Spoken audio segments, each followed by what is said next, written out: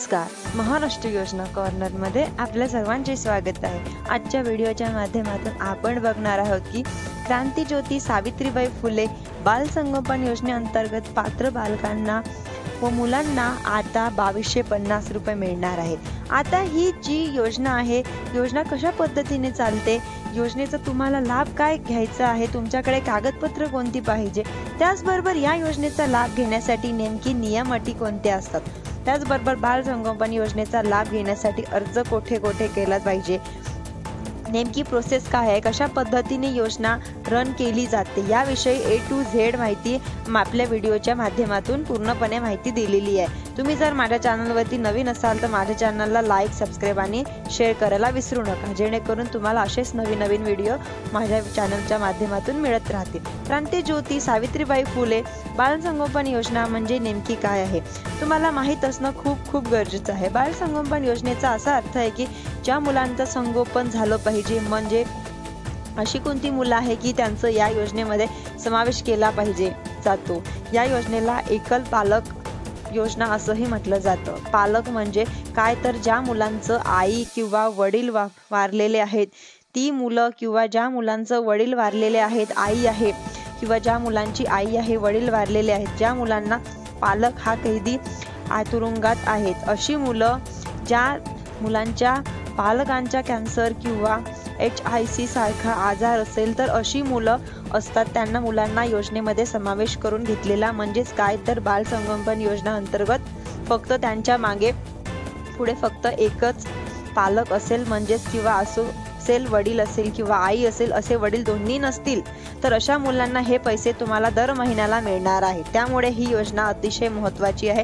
परंतु या योजनेचा लाभ घेण्यासाठी आपल्याला या योजनेचे नियम अटी समजून घेणे गरजेचे आहे।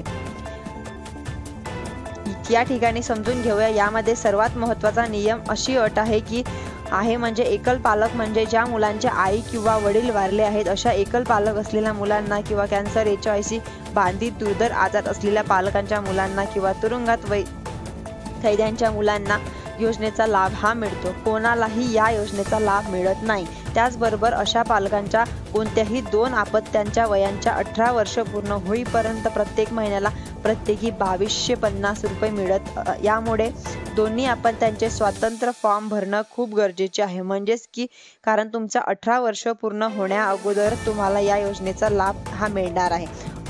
18 वर्ष पूर्ण झाले की तुम्हाला या योजनेपासून बाद केला जातो। त्याबरोबरच घटस्फोटी परीक्षा मुलांनाही या योजनेचा लाभ हा मिळतो।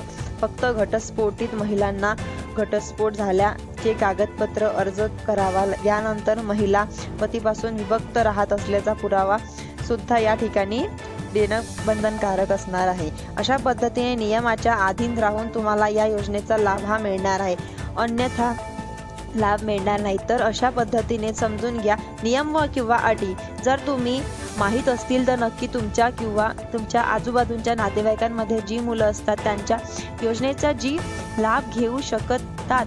त्याचबरोबर आता या योजनेचा तुम्हाला लाभ जर घ्यायचा असेल तर नेमके डॉक्युमेंट कोणते कोणते पाहिजे, आता आपण आपल्या व्हिडिओच्या माध्यमातून समजून घेऊया की या योजनेसाठी डॉक्युमेंटसाठी काय म्हणजे डॉक्युमेंट पाहिजे।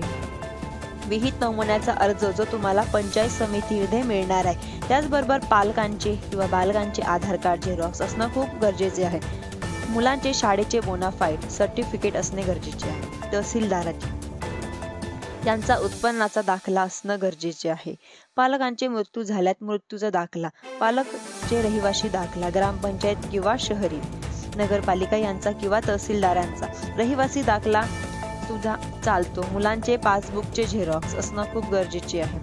समजा मुलांचं अकाउंट खोललं नसेल तर पालकांचं म्हणजेच वडिलांचं किंवा आईचं सुद्धा पासबुक तुम्ही जोडू शकता। त्याचबरोबर कोविडने जर मृत्यू झाला असेल तर त्यांच्या मुलांचा अहवाल असणं खूप गरजेचे आहे। रेशन कार्डचे झेरॉक्स तुमच्या असणं खूप गरजेचे आहे। घरात समोर पालकांसोबत पालकांचा फोटो 4x6च्या फोटो जी साईज असते त्या साईजच्या रंगीन कलरचा तुम्हाला फोटो असणे खूप गरजेचे आहे। मुले असल्याचा दोन्ही मुलांसोबत पालकांचा स्वतंत्र फोटो असणे खूप गरजेचे आहे। त्याचबरोबर मुलांचे सुद्धा पासपोर्ट आकाराचे 3 फोटो तुम्हाला या ठिकाणी जोडायचे आहेत। अशा पद्धतीने सर्व डॉक्युमेंट जर तुमच्याकडे असतील तर नक्कीच तुम्हाला या योजनेसाठी अर्ज करायचा आहे। योजनेचा तुम्हाला लाभ घ्यायचा असेल तर नेमकं अर्ज कुठे करायचा माहीत असणे खूप गरजेचे आहे। स्तरावरती पंचायत समिती असते, म्हणजे पंचायत समितीमध्ये महिला व बाल संरक्षण विभाग असतो, त्या ठिकाणी महिला व बाल विकास विभाग या ठिकाणी तुम्हाला अर्ज करायचा आहे।